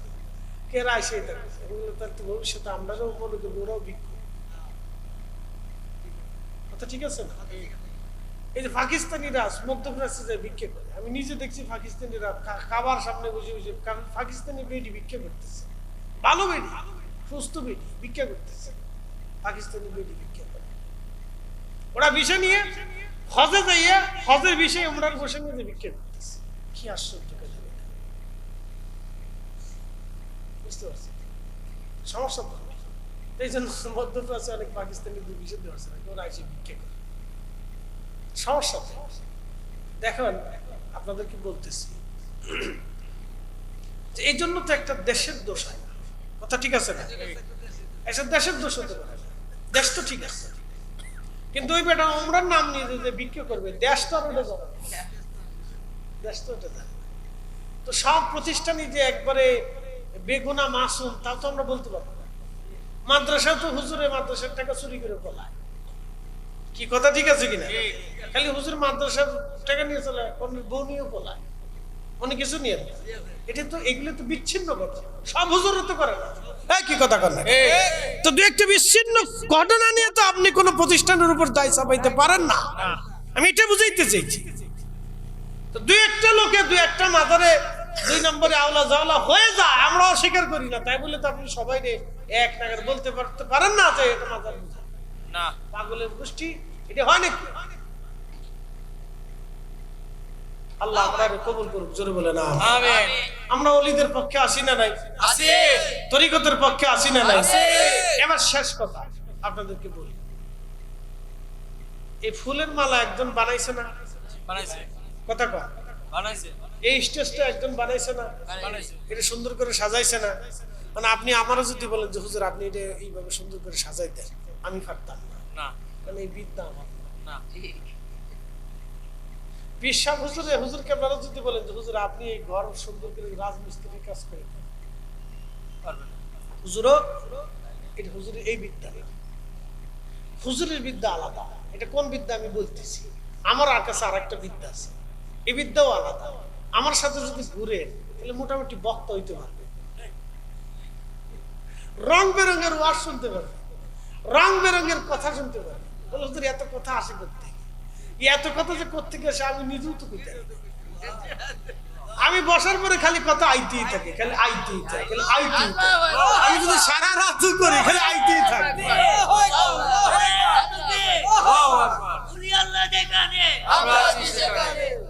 এই এটা আলাদা জিনিস। তা আপনার কাছে থাকলে ঘুরলে ওয়াজ বুঝতে পারবেন, কোথায় কোন জায়গায় কার সাথে কেমন ব্যবহার করতে হবে, কি আচরণ করতে হবে, কিভাবে পথ চলতে হবে, রাত্রিবেলা কেমনে চলা লাগবে। 14 বছর পথ চলছে, আমার আজ পর্যন্ত ডাকাতি ধরে নাই।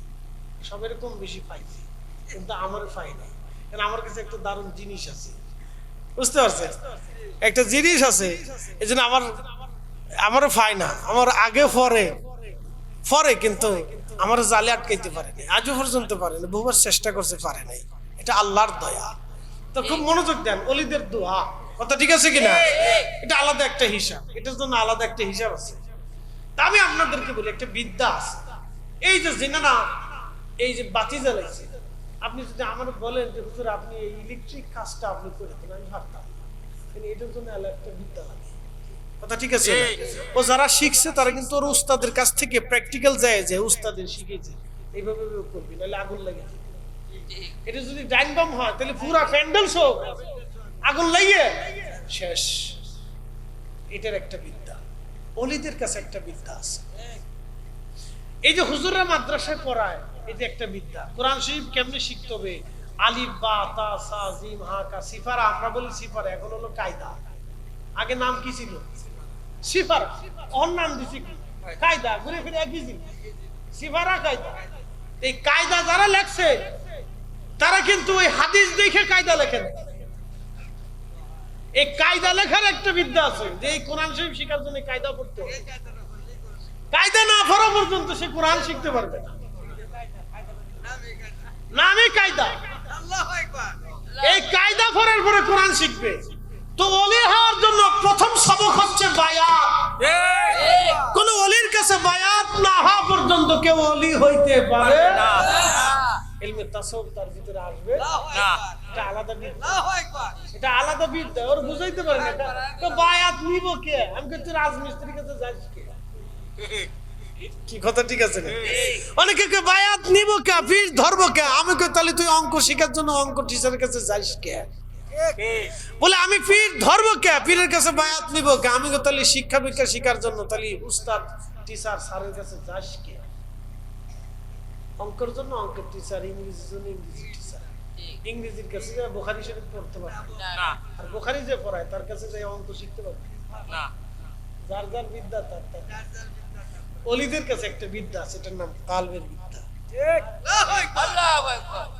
এটা যদি আপনাকে নিতে হয় তো ওলির সোহবতে যাইতে হবে, তার কাছে মুরিদ হইতে হবে, তার সবক অনুযায়ী চলতে হবে, তার কাছে ক্লাস করতে হবে। তাসাউফের একটা ক্লাস আছে, স্তর আছে, একদিনে হয় না।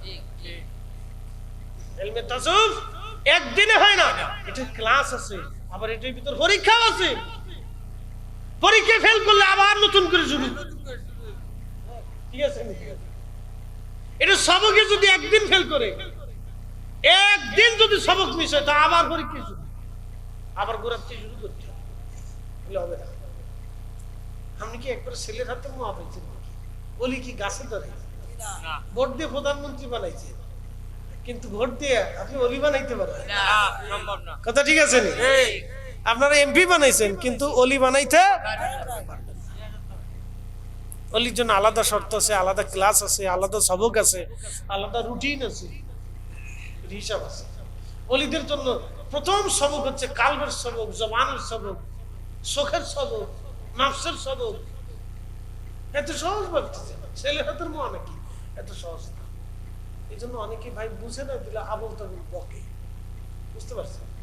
যে যেটা বুঝে না সে সেটা নিয়ে বকতে থাকে। পীরের কাছে যাবে কে? পীর ধরা চোর ধরা শোনা। আর পীর যদি চোর হয়, বাংলাদেশে পীর যদি চোর হয় বেটা, তাহলে তো মুসলমানিদের দেবে, এটা দিছে মুসলমানদের দেওয়াই হয়েছে অলিদের কাছে। তাহলে এটা ওইতো না রে ভাই, তোর এটা কাটতো না, ওটা ওইভাবেই থাকতো।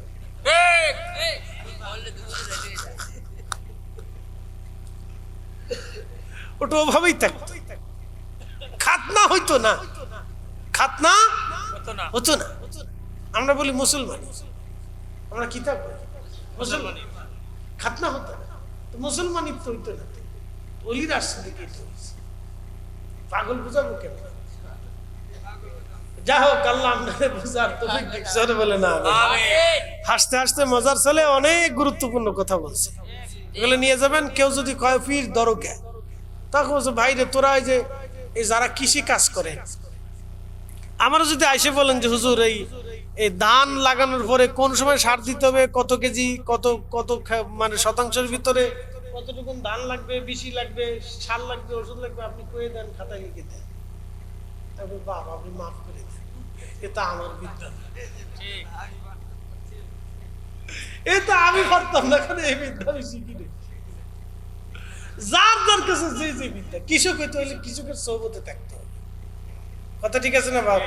তাহলে কৃষক হওয়া যাবে। কৃষিকাজ এক বিদ্যা।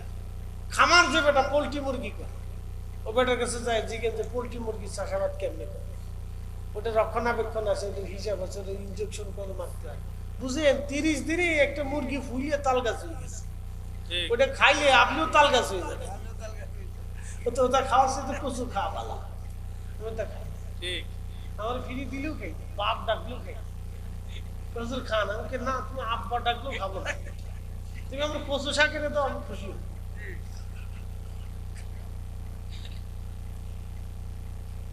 এই জন্য আমার ফ্যাট বড় হয় নাই, দেখছে এটা লেভেল আছে। আমি পাইলেই খাই, আর খাওয়ার হিসাব আছে। কেউ যদি দিলি আমি খাই না, কিন্তু আমার হিসাব আছে খাওয়ার, আপনি দিলি খাবো না। তো খুব মনোযোগ দিন বাপ, হাসতে হাসতে অনেক কথা বললাম। তাহলে তরিকা বুঝছেন তো? তাহলে অলির দরকার আছে কিনা? নাই, অলির দরকার। আপনাকে আসতে হবে অলির কাছে। আল্লাহ কোরআনে বলছেন তোমরা আসো, কুনু মা'আস সাদিকিন, তোমরা অলির কাছে আসো। ওয়া শেষ একটা ঘটনা বলতেছি। বিশ্ববিখ্যাত আল্লাহর ওলি হযরত জুনাইদ বুগদাদি রাহমাতুল্লাহ আলাইহি বসে রয়েছেন, নাম তো শুনছেন? উনি আমরার মতো হুজুর ছিল নাকি বলেন? না আমরা সব হুজুরদেরকে এক পাল্লায় দিলে জুনাইদ বুগদাদির আলাক পাল্লায় দিলে ওনার ওজনের সমান হবে। জুনাইদ বুগদাদি বসে রয়েছে, এক মুরিদ দৌড়া এসে বলতেছে, হুজুর কোরআনের একটা আয়াতের বিধান বুঝতেছি না। কি বলো তো? ইয়া আইয়ুহাল্লাযীনা আমানু তাকুল্লাহ ওয়া কুনু মা'আস সাদিকিন। ও ঈমানদার, শোনেন, আয়াত থেকে অনেক কিছু বোঝার আছে। ও ঈমানদার, তোমরা আল্লাহরে ভয় করো, ওয়া কুনু মা'আস সাদিকিন, ওলিদের সহবতে চলে যাও। হুজুর ইত্তাকুল্লাহ দিয়ে আল্লাহ তার ভয়ের কথা বলছে, নামাজ রোজা জিকির ফিকির হালাল হারাম সব বিধান বলছে, তো কুনু মা'আস সাদিকিন আল্লাহ বলল কেন? ও হরফে আদ দিয়ে আল্লাহ আবার হুকুম করলেন, একসাথে কেন? মারহাবা। ইত্তাকুল্লাহই তো যথেষ্ট, ঠিক আছে না? যে আল্লাহর ভয় করো, তো নামাজ পড়ো, রোজা করো, জিকির করো, হজ করো, যাকাত দাও, তাসবিহ তাহলিল করো, সব হালাল কাজ করো, আল্লাহর আইন মতো নবীর তরিকা মতো চলো। তারপর কুনু মা'আস সাদিকিন দিছে কেন? কুনু মা'আস সাদিকিন দিয়ে আল্লাহ বলছেন, তুমি সাদিক হইতে হলে সাদিকের কাছে যাও, ওলি হইতে হলে ওলির কাছে যাও, আমাকে বুঝতে হলে ওলির কাছে যাও। তুমি যদি তোমার ইমানকে পোক্ত করতে চাও, আমলের জিন্দেগিকে আরো খাঁটি করতে চাও, তাহলে তুমি ওলির কাছে যাও। মারহাবা কর। তো জুনাইদ বুগদাদি বলতেছে, বাবা তোমার শরীরে কি পাখার বাতাস লাগে? বলে হ্যাঁ হুজুর লাগে। বলে কেন লাগে? বলে আপনার খাদেম আপনার পিছনে দাঁড়ায় বাতাস দিচ্ছে, আমি আপনার পাশে বসে রয়েছি, এই জন্য আপনার গায়ের বাতাস আমার গায়েও লাগতেছে। বলে বেটা রে, আমার খাদেমের গায়ের বাতাস যদি আমার বাতাস যদি তোমার গায়ে লাগে, বলে কেন? বলে আপনার কাছে বসে রয়েছে এই জন্য। বলে বাবা তুমি কি কোরআনের আয়াত পড়ো নাই? তুমি কি কোরআনের সেই আয়াত পড়ো নাই? ইন্না রাহমাতাল্লাহি করিবুম মিনাল মুহসিনিন, আমার রহমত আমার মুহসিন আমার ওলিদের কাছে, ওলিদের নিকটবর্তী, ওলিদের কাছে আল্লাহ রহমত নাজিল করতে থাকে। বাপরে, আমার শরীরে পাখার বাতাস যদি তোমার গায়ে লাগে, তো ওলিদের সহবতে যারা আসে তাদের আল্লাহর পক্ষ থেকে ওলিদের উপরে যে সন্তুষ্টি আসে, সেই সন্তুষ্টি তোমার উপরেও আল্লাহ পাঠাবে। একসাথে বল আল্লাহু আকবার। আপনি যদি বাইতুল আকসায় চলে যান, ৭০,০০০ নবী বাইতুল আকসায় নামাজ পড়েছেন, কিন্তু রিয়াজুল জান্নাহ নাই। ৭০,০০০ নবী বাইতুল আকসায় নামাজ পড়েছেন, কিন্তু রিয়াজুল জান্নাহ নাই। খোদার সপ্তম আকাশের উপরে একটা মসজিদ আছে, মসজিদে বাইতুল মামুর, ফেরেশতাদের কাবা। প্রত্যেক দিন একবারে ৭০,০০০ ফেরেশতা নামাজ একবার পড়ে যায়। কোনদিন ওই ফেরেশতা দ্বিতীয়বার নামাজের সুযোগ পাবে না। এক মানে ৭০,০০০ ফেরেশতা একসাথে নামাজ পড়ে বাইতুল মামুর, ওইখানেও রিয়াজুল জান্নাহ আপনি পাবেন না। প্রথম আসমানে একটা জায়গা আছে, এই জায়গার নাম বাইতুল ইজ্জত। কোরআন শরীফ এইখানে আল্লাহ রেখে তারপরে পর্যায়ক্রমে ২২ বছরে ২৩ বছরে ২২,০০০ বার জিব্রাইলের আগমনে ১১৪টি সূরার বিন্যাসী আর ৩০টা পারার বিভাগে আমার রব আল্লাহ কোরআন শরীফ তার নবীর কলব মুবারকে নাজিল করেছে। এই বাইতুল ইজ্জতে আপনি রিয়াজুল জান্নাহ পাবেন না। ২,২৪,০০০ নবী এবং রাসূল বাইতুল্লাহ শরীফে নামাজ পড়েছেন, তো ওখানেও রিয়াজুল জান্নাহ ঘোষণা করা হলো না বন্ধু। কিন্তু একটা জায়গা আল্লাহ রিয়াজুল জান্নাহ বানিয়ে দিলেন, আমার নবীজির হুজরা মুবারক থেকে মিম্বার শরীফ পর্যন্ত। প্রশ্ন করবেন ফরিদে হুজুর, মিম্বার শরীফ থেকে হুজরা শরীফ পর্যন্ত আল্লাহ কেন রিয়াজুল জান্নাহ বানাইলেন? কোন কারণে বানাইলেন? আল্লাহ কোন কারণে রিয়াজুল জান্নাহ বানাইলেন? আমাদের নবী হুজরা শরীফ থেকে মিম্বার শরীফ, মিম্বার শরীফ থেকে হুজরা শরীফে যেতেন আসতেন, যেতেন আসতেন, যেতেন আসতেন, যেতেন আসতেন, বারে বারে যাওয়া আসা করার কারণে আমার রব আমার আল্লাহ ওই জায়গাটুকুন রিয়াজুল জান্নাহ বানিয়ে দিলেন। একবার জোরে বলা যাবে কি আল্লাহু আকবার?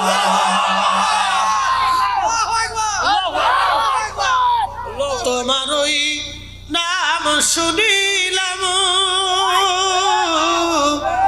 এই চোখে দেখলাম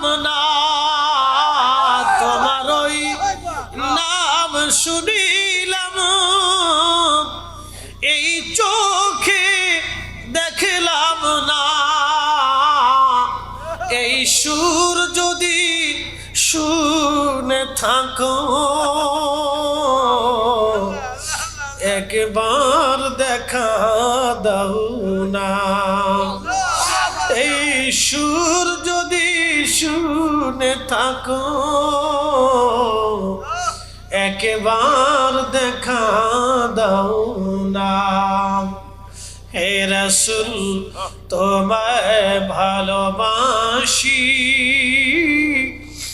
অন্তরে শুধু মুখে নয়, জান্নাতের আশায় নয় হে রাসূল, জাহান্নাম কেউ ডরি না, জাহান্নাম কেউ ডরি না।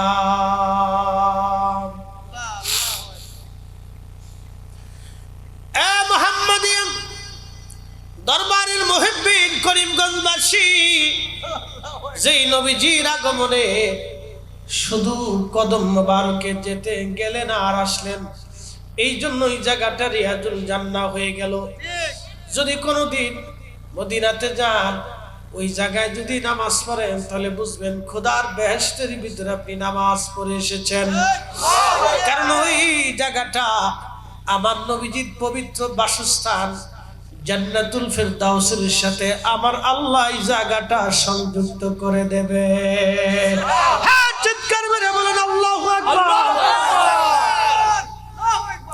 শ্রেষ্ঠ নবী দিলাম রে তরিয়ে নিতে রোজা হাসরে, শ্রেষ্ঠ নবী দিলাম রে তরিয়ে নিতে রোজা হাসরে, পথ না ভুলি তাই তো দিলে পাক কুরআনের বাণী, খুদা তোমার মেহেরবানি। সুন্দর ফুল সুন্দর ফল মিঠা নদীর পানি, খুদা তোমার মেহেরবানি, খুদা তোমার মেহেরবানি। ওই জায়গাটা জান্নাতের অংশ, প্রিয় নবীজির বাসস্থানের অংশ। যদি কোনোদিন ওই রিয়াজুল জান্নায় বসে দুহাত বাড়াইতে পারেন, হাজিরিন ভাববেন আপনি খোদা জান্নাতে বসে বসে দোয়া করেছেন। রাসূলের কারণে ওই জায়গাটা রিয়াজুল জান্নাহ হয়ে গেল। ওই সেই পবিত্র মিম্বার শরীফের নিচে একটা খেজুর গাছের কাঠ, এখনো পর্যন্ত ওই কাঠটাকে দাফন করে রাখা হয়েছে।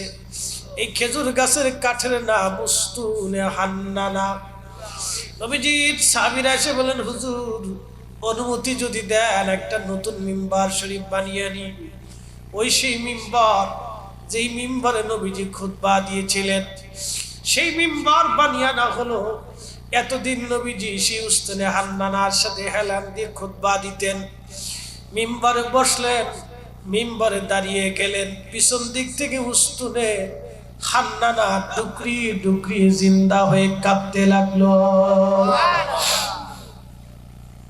মরা কাঠ জিন্দা হয়ে গেল, মানুষের মতো ফুফি ফুফি কাঠ কান্না করতে লাগলো।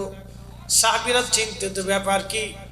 আমরা এতগুলি মানুষ মসজিদে নববীর ভিতরে বসা, কেউ তো কান্না করে না রে। কেউ কারো চেহারার দিকে তাকাইতে লাগলো, দেখি কে কান্না করে। দেখে কেউ কান্না করে না। নবীজি খুতবা ছেড়ে দিলেন, পিছনের দিকে তাকিয়ে দেখলেন উস্তুনে হান্নানা মরা কাঠটা জিন্দা হয়ে কান্না শুরু করে দিয়েছে। আল্লাহ নবীজি উস্তুনে হান্নানাকে জড়িয়ে ধরলেন, বুকের ভিতরে জড়িয়ে ধরে বললেন, উস্তুনে হান্নানা কাঁদো কেন? বলে, হুজুর বিরহ বেদনায় আমি কাঁদি, বিরহ বেদনায় কাঁদি। কিসের বিরহ বেদনা তোমার? ইয়া রাসূলুল্লাহি, আপনি এতদিন আমার সাথে হেলান দিয়ে খুতবা দিতেন, আজকে নতুন মিম্বার আনা হয়েছে, ওই মিম্বরে দাঁড়িয়ে খুতবা দিচ্ছেন। আমি উস্তুনে হাসানা বুঝতে পেরেছি কোনদিন আপনি আর আমার সাথে হেলান দিবেন না। এই বিরহ বেদনায় আমি কাঁদি, এই বিরহ বেদনায় আমি কাঁদি। দেখেন, বিরহ বেদনার কান্না কখনো মানুষের যায় না। সন্তান যদি মারা যায়, মা বিরহ বেদনায় কাঁদতে থাকে। মার কান্না কোনোদিন শেষ, বাবার কান্নাটাও কোনোদিন শেষ হয় না। সন্তান যদি আগে মারা যায়, বাবা মার বিরহ বেদনার কান্না কোনোদিন শেষ হয় না। বাবা বৃদ্ধ হয়ে গেল, সন্তানের বিরহে পড়ে বাবা কাঁদে।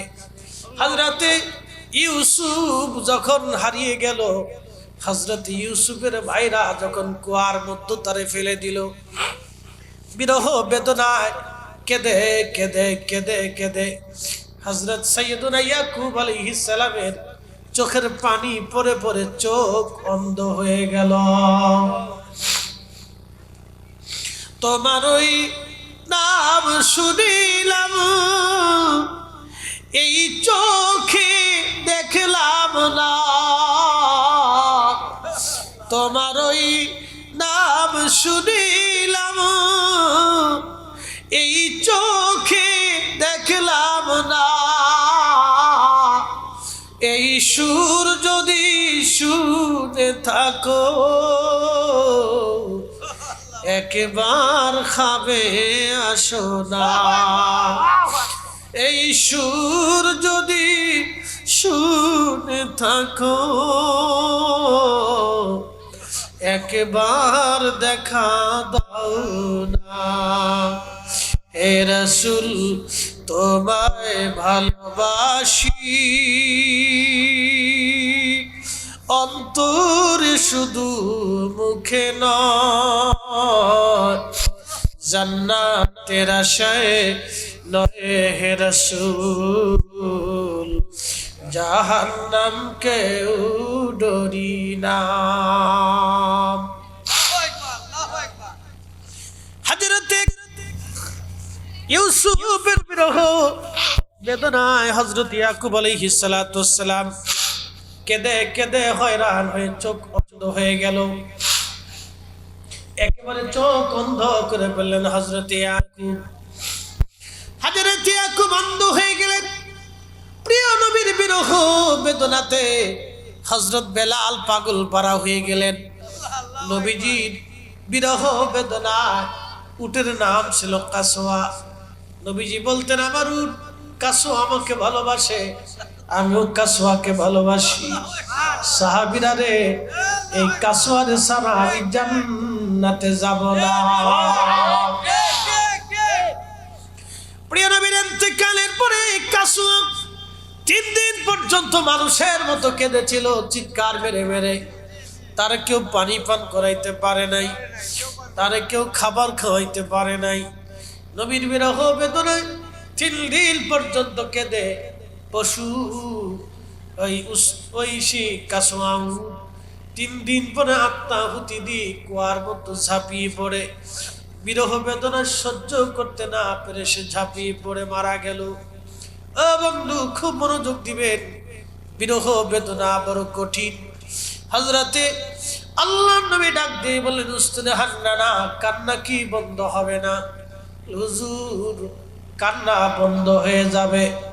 ওয়াদা করেন গো নবী, কিয়ামতের ময়দানে আপনি আমার সারা জান্নাতে যাবেন না। চিৎকার মেরে জোরে বলেন আল্লাহু আকবার।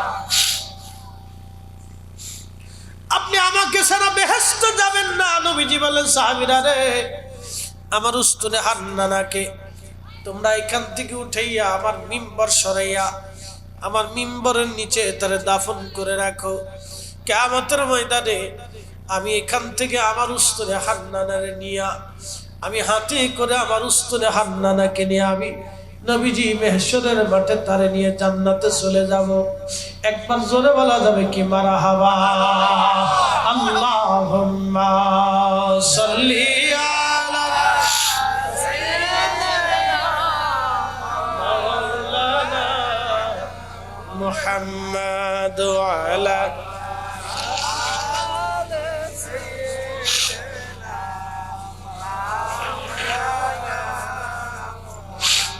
اللهم صل على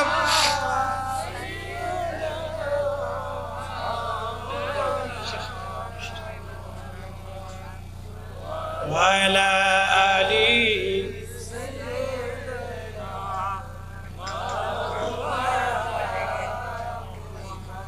আয়না আরেকটু জবান খুলে আল্লাহুম্মা সাল্লি আলা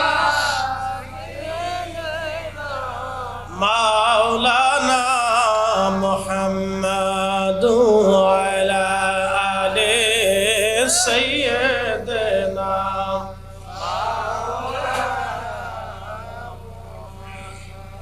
কোথায় আছেন প্রাণের হাবিব আপনি মোদের সারিয়া আপনি বিনে কি লাভ হবে এ ধরাতে বাঁচিয়া আল্লাহুম্মা আহা জবান খুলে মাওলানা মুহাম্মাদ আলা সাইয়্যিদিনা মাওলানা করিমগঞ্জবাসী উস্তুনে হান্নানা নবীকে ভালোবেসে জান্নাতে চলে গেল যদি কখনো উহুদে চলে যান দেখবেন উহুদ একটা পাহাড় উহুদের পাশে যেয়ে দাঁড়াবেন সে উহুদের পাশে আমার নবীজির দন্ত মোবারক শহীদ হয়েছিল সেই উহুদে এখনো সেই পাহাড়ের পাশে একটা ফাঁকা জায়গা আছে যেই ফাঁকা জায়গাতে নবীজি বিশ্রাম করতেছিলেন সাহাবীরা বিশ্রামে তাকে নিয়ে গেলেন কাফেররা আক্রমণ করলো যেই মসজিদে নবীজি আসরের নামাজ পড়া অবস্থায় কাফেররা পিছন দিক থেকে আক্রমণ করেছিল সেই স্থানটা এখনো মসজিদে রূপান্তরিত করে জায়গা সংরক্ষণ করা আছে হাজিরা ওইখানে যে এখনো নামাজ পড়ে ওইখানে নবী দন্ত মোবারক শহীদ হয়ে যাওয়ার পরে মাথা মোবারক কেটে যাওয়ার পরে হযরত আবু বকরের নেতৃত্বে সাহাবীরা জিব্রাইলের সাহায্যে উহুদ পাহাড়ের ওই ফাঁকা জায়গা নবীজিকে নিয়ে গেলেন ওই ফাঁকা যাওয়ার সময় নবী সাহাবী তালহা রাদিয়াল্লাহু আনহু কাফেরদের সামনে একা পড়ে গেলেন শত শত কাফেররা নবীকে মারার জন্য তীর আর বর্ষা নিয়ে আক্রমণ করলো বীর পাহলওয়ান আর শিবির মুজাহিদ হযরতে তালহা একা লড়াই করতে লাগলেন প্রচন্ড যুদ্ধ করতেছিলেন গার্জন দিয়ে তালহা যুদ্ধ করতেছিলেন সেই তলোয়ার দিয়ে নবীজি সেই তলোয়ারের মর্যাদা বলতে যায় বলেছেন আমার এই তালহার তলোয়ার নিচে কেউ যদি মারা যায় তাহলে সে জাহান্নামে যাবে সেই তলোয়ার দিয়ে তালহা যুদ্ধ করতেছিলেন একা শত শত মানুষের সাথে যুদ্ধের একটা পর্যায়ে নবীজিকে সাহাবীরা সেই পাহাড়ের সেই ফাঁকা জায়গাটা উহুদের ফাঁকা জায়গায় নিয়ে গেলেন কিন্তু তালহা ততক্ষণে জমিনে পড়ে গেলেন একটা না দুইটা না ৭৯টা আঘাত হযরত তালহার শরীর থেকে ঝাঁঝরা করে ফেলেছিল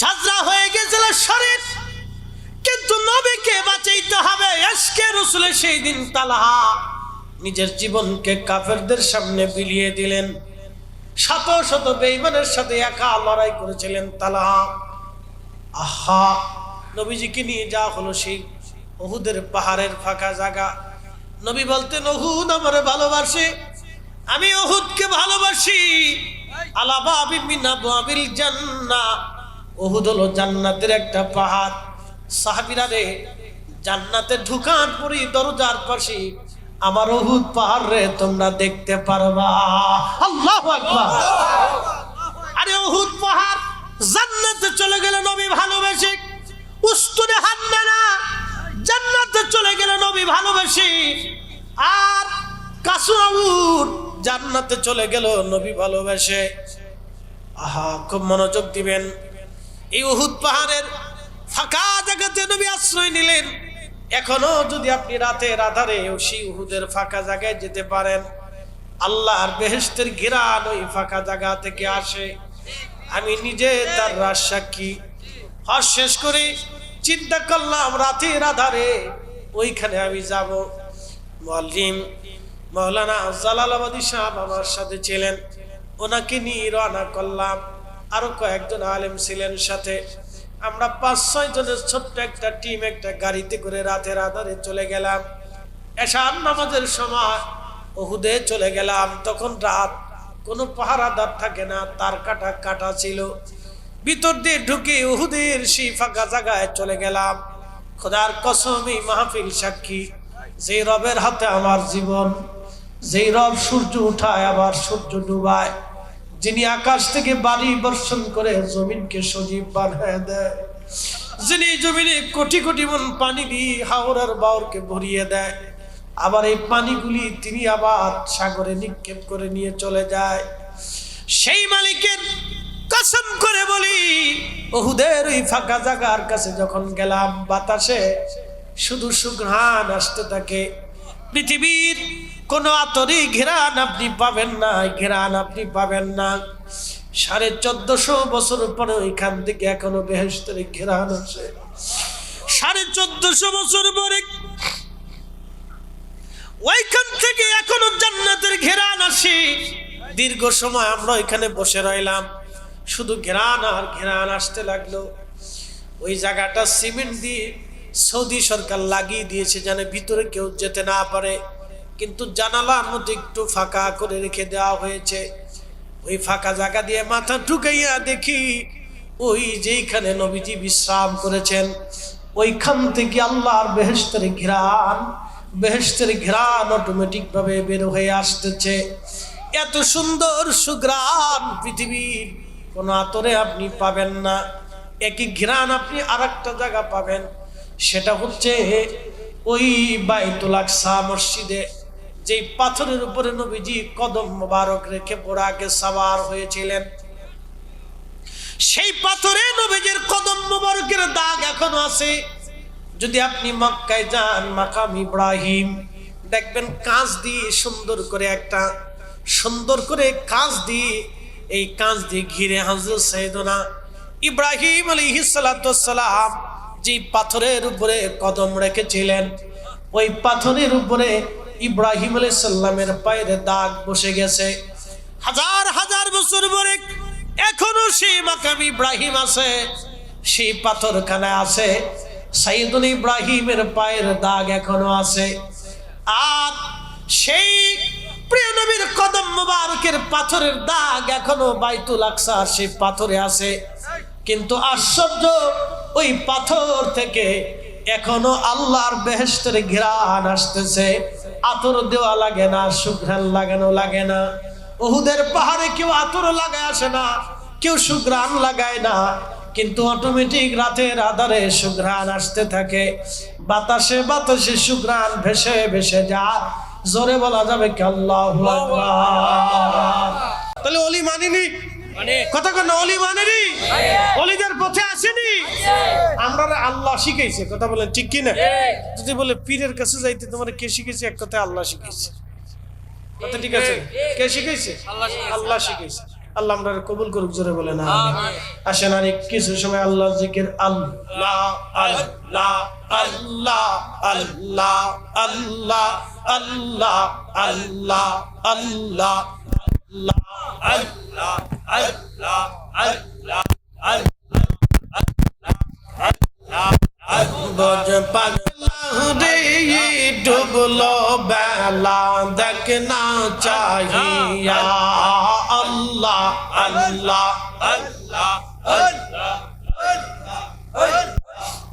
বজ পাগলা রে ডুবলো বেলা দেখনা চাহিয়া, আল্লাহ আল্লাহ আল্লাহ আওয়াজ তুলে জবান খুলে, আল্লাহ আল্লাহ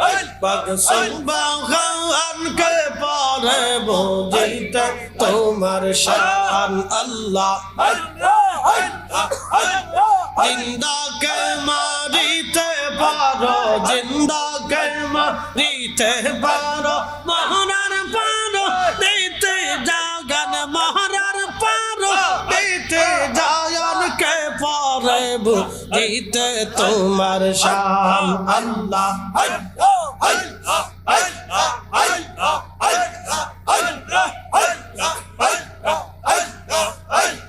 তোমার দোস্ত হাবিবুল্লাহ আগে তারে বানাইয়া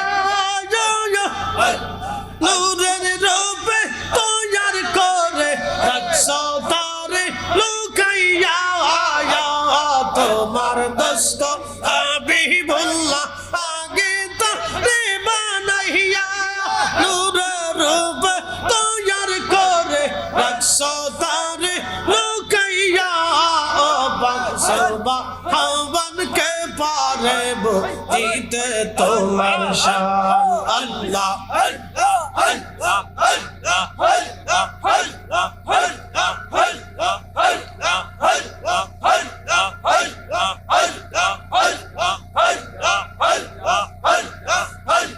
জিন্দাকে মারিতে পারো জিন্দাকে মারিতে পারো মরার পারো দিতে যাওয়ান মহারার পারো দিতে যাওয়ানকে পারে বুঝিতে তোমার শান আল্লাহ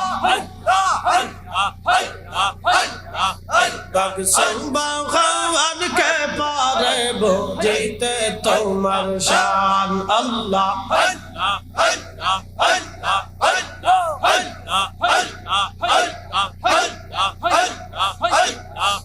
এক লক্ষ 24,000 পয়গম্বর বানাইয়া তোমার দোস্ত হাবিবুল্লাহ রাখছো তারে লুকাইয়া এক লক্ষ 24,000 পয়গম্বর বানাইয়া তোমার দোস্ত হাবিবুল্লাহ রাখছো তারে লুকাইয়া পাক সুবহানকে পারে বুঝিতে তোমার শান আল্লাহ